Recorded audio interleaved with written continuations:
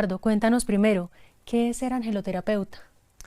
Bueno, angeloterapeuta, digamos que en cuanto a su etimología tiene dos tipos de interpretaciones. Primero, el tema de la terapia. Todo lo asociado a terapia necesariamente tiene que conducirnos a la sanación. Y ya cuando hablamos de involucrar a los ángeles dentro de un proceso de sanación, pues se hace todavía más complejo, más serio, y obviamente pues sí toca seguir una especie de línea ética y conductual en ese sentido. La pregunta que nos deberíamos de plantear nosotros es, ¿puedo sanar algún proceso más allá de la salud que, como tú bien lo sabes, la salud abarca muchos temas, no solamente la salud del cuerpo físico, sino la salud mental, emocional, etcétera, etcétera? Y en ese sentido, los ángeles sí desempeñan un papel importante, sobre todo en lo que es la salud emocional como tal. Más allá de los dogmas, las doctrinas y las creencias de las personas con respecto a la función de los ángeles, porque la gente también puede pensar, bueno, ok, existe un ángel, por ejemplo, que me puede ayudar en un proceso de salud física. Estoy enfermo de tal o cual enfermedad, entonces acudo a la asistencia o intermediación de un ángel para que me sane. Sí. Pero en términos de angeloterapia, siempre está enfocada como tal la sesión o lo que yo desempeño en la comprensión profunda del origen de las emociones, y la sanación de dichas emociones. Cuando hablamos de emociones, pues de todo tipo de emociones, principalmente lo que tiene que ver con frustración, con rabia, con ira, con manejo, inteligencia emocional, etcétera, etcétera. Y uno lo que tendría que preguntarse también en esos ámbitos es hasta qué punto el creer o no creer en los ángeles nos ayuda o nos sabotea el trabajo terapéutico. Lo que le puedo decir a las personas que nos observan y que nos ven es que creas o no creas, el mundo espiritual existe, la dimensión angélica existe, y ellos no van a discutir contigo en si los reconoces o no los reconoces en tu vida. Lo que pasa es que dependiendo de los dogmas y dependiendo obviamente de las doctrinas filosóficas y religiosas, si hay algo muy marcado dentro de lo que es el mundo de los ángeles, y es que para poder que ellos actúen en tu mundo o en tu dimensión, tú debes autorizarlos y debes invitarlos, sí, porque ellos son respetuosos de lo que comúnmente conocemos como el libre albedrío que también es un tema de discusión desde el punto de vista filosófico. Perfecto, bueno, y ya entrando un poco más en materia, cuéntanos qué es todo esto que tienes aquí en la mesa. Bueno, ok. Dentro de la angeloterapia, una de las estrategias que este servidor utiliza es precisamente como identificar el equipo de trabajo o el equipo angélico con el que la persona viene a experimentar este plano de conciencia. Yo me baso mucho en la fecha de nacimiento de las personas. Digamos que la fecha de nacimiento arroja unas vibraciones y por filiación numerológica yo puedo determinar cuáles son sus ángeles principales. Pero la verdad, y para que la gente no se enrede con eso, ustedes cuentan con una legión de ángeles. Y pueden acudir a cualquier ángel, inclusive no conociendo su ángel de nacimiento o no conociendo su filiación energética con determinada entidad angélica. Sí. Tú puedes acudir al arcángel Miguel si sabes, por ejemplo, que el arcángel Miguel, una de sus funciones es protegerte, cuidarte y fomentar tu fe y tu fuerza de voluntad. Con Chamuel si lo que necesitas es sanar tus emociones, tus sentimientos. Con Rafael para temas de salud del cuerpo físico, pero como te mencionaba hace un momento, no solamente el cuerpo físico, el cuerpo emocional, mental, etcétera, etcétera. Y existen unos ángeles que son bastante especializados y muy poco conocidos, digamos, dentro de, o por lo menos que la iglesia no reconoce dentro de los dogmas. Te puedo mencionar al arcángel Sandalfón, por ejemplo, que está muy conectado con la música de las esferas o con todo lo que es vibración. Sí. Y está el arcángel Metatrón, que también tiene que ver con nuestro propósito de vida, sobre todo para aquellas personas que de una u otra manera en algún momento de su existencia experimentan que van sin rumbo.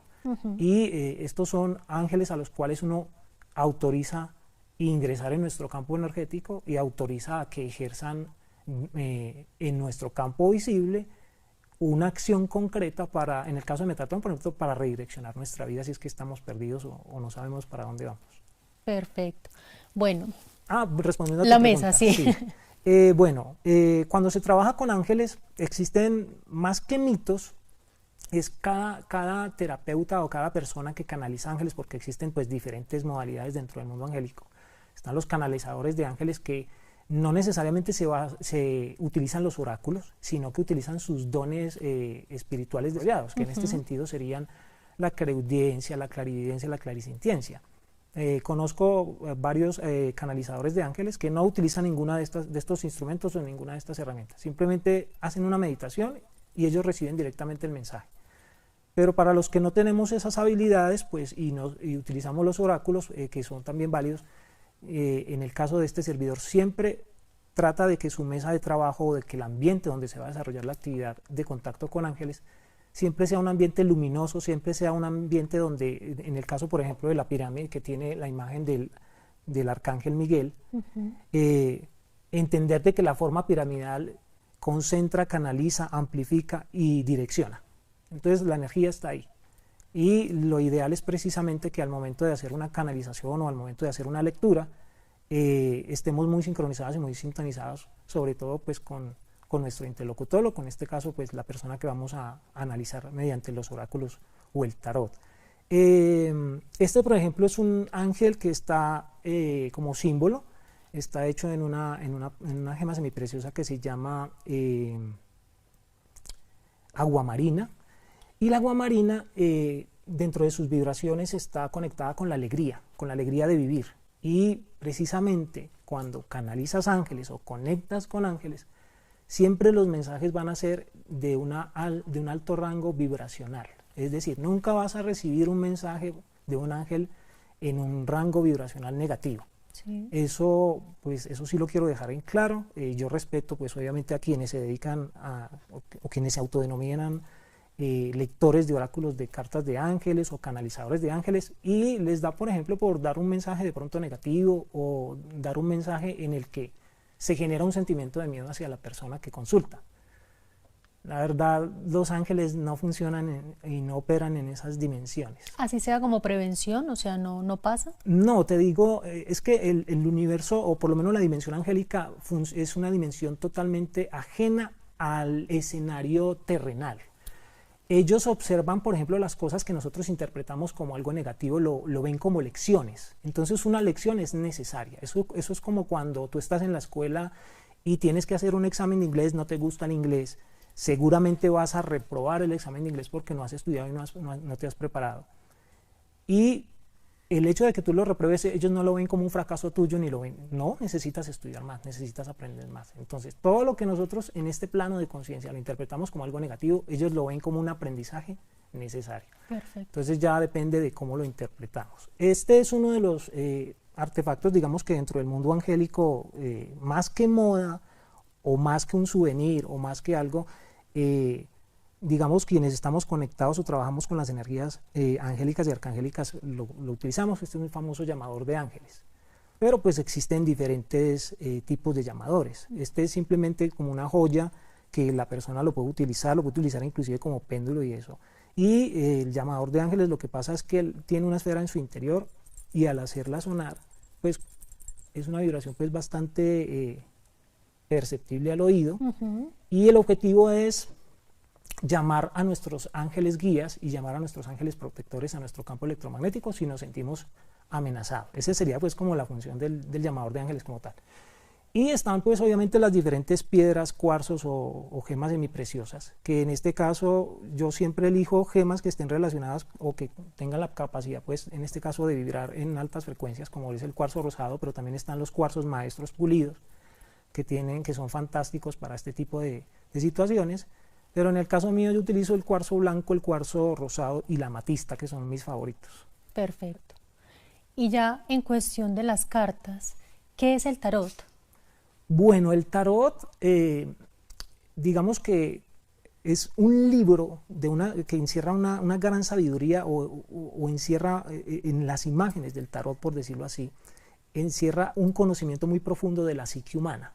Digamos que al principio el origen del tarot, y cuando uno lo investiga y cuando uno lo indaga, era un juego de mesa, ¿sí? De hecho, utilizado por la élite, en este caso la realeza y las cortes reales pues, de las diferentes culturas. En este caso podemos hablar de Francia, Inglaterra, etcétera, etcétera. Arrancó como un juego de mesa, literalmente.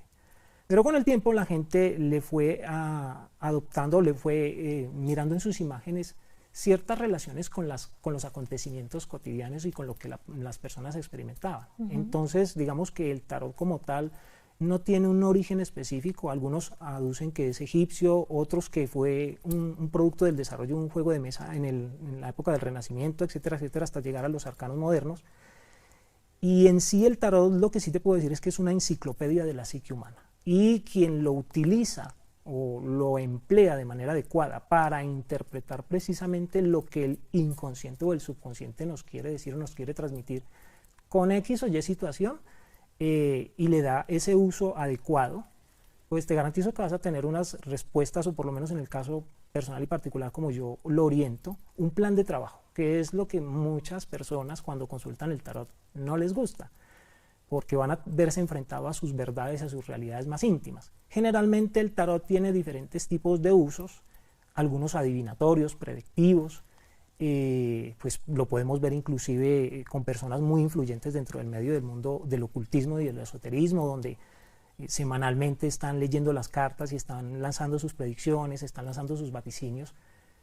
Pero desde el punto de vista humilde de este servidor, estamos subutilizando la herramienta como tal, porque si lo utilizas para producir cambios y transformaciones y como un plan de trabajo, como siempre les sugiero a mis consultantes, créeme que vas a tener resultados más reales, más palpables, más ajustados a si adivino o no adivino, si acierto o no acierto, que es verdaderamente a lo que se enfrenta, digamos, la gran mayoría de las personas que leen cartas, interpretan cartas o se meten en el cuento de interpretar cartas. Perfecto, Leonardo. ¿Y cómo funciona? ¿Nos podrías mostrar o ejemplificar Claro que sí. cómo es una lectura de tarot? Bueno, lo que hacemos es simplemente barajar el mazo. Siempre tenemos muy presente establecer un contacto no solamente visual, sino tratar de entender el momento por el que está pasando el consultante. Digamos que en mis consultas generalmente me preguntan por temas, hay unos temas que son infaltables, uno prácticamente que antes de que la persona formule la pregunta ya más o menos sabe que va a preguntar por salud, por dinero, por amor, y generalmente hay consultas en las que se desaprovecha la herramienta del tarot, como te digo, porque cuando se pregunta por terceros, estamos involucrando, estamos poniendo la responsabilidad de los acontecimientos en alguien más y no nos estamos mirando a nosotros mismos. En el caso mío, el tarot que yo oriento es tarot terapéutico y siempre trato de que las personas primero miren en su interior y luego miren hacia su exterior. De hecho, muchas de las circunstancias que enfrenta una persona a nivel económico, a nivel de relaciones, son proyecciones de su parte interna, son asuntos que no ha resuelto dentro de sí mismo y precisamente la vida le pone esas situaciones a nivel externo para que él tome conciencia acerca de eso. Ese es un enfoque terapéutico.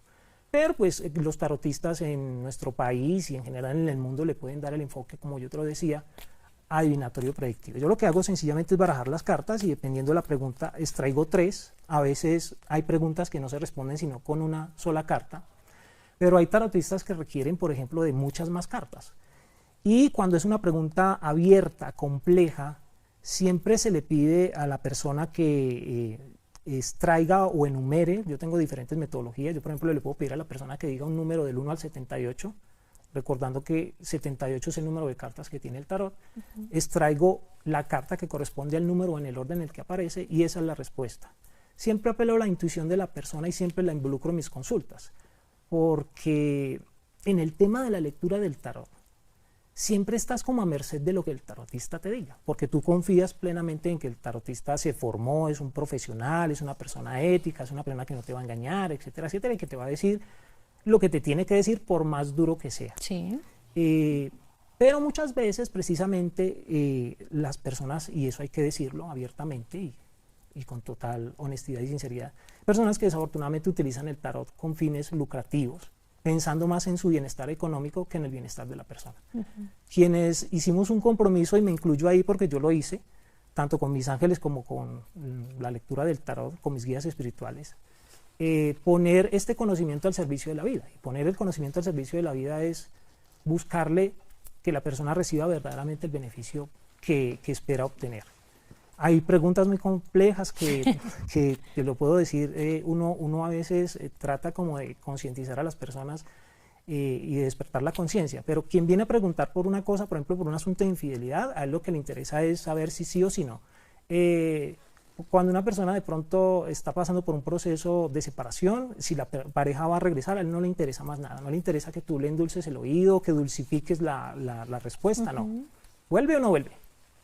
Entonces ya esa habilidad no solo del tarotista, sino también la asertividad con la que le transmita el mensaje a la persona que consulta y le haga ver las razones por las cuales su situación no solamente se limita a un sí o a un no. Es complejo, pero no deja de ser apasionante. Yo, en mi experiencia, te puedo decir que llevo más de 13 años haciendo lecturas profesionales y me ha ido relativamente bien. Uno va generando una especie de confianza, de ética, por eso te digo, una especie de goodwilling que llama. Es decir, esa persona es confiable, esa persona yo puedo consultar con él y no me va a engañar, no me va a decir mentiras, no me va a enredar, que es generalmente el ambiente con el que la mayoría de la gente percibe la lectura e interpretación de cartas.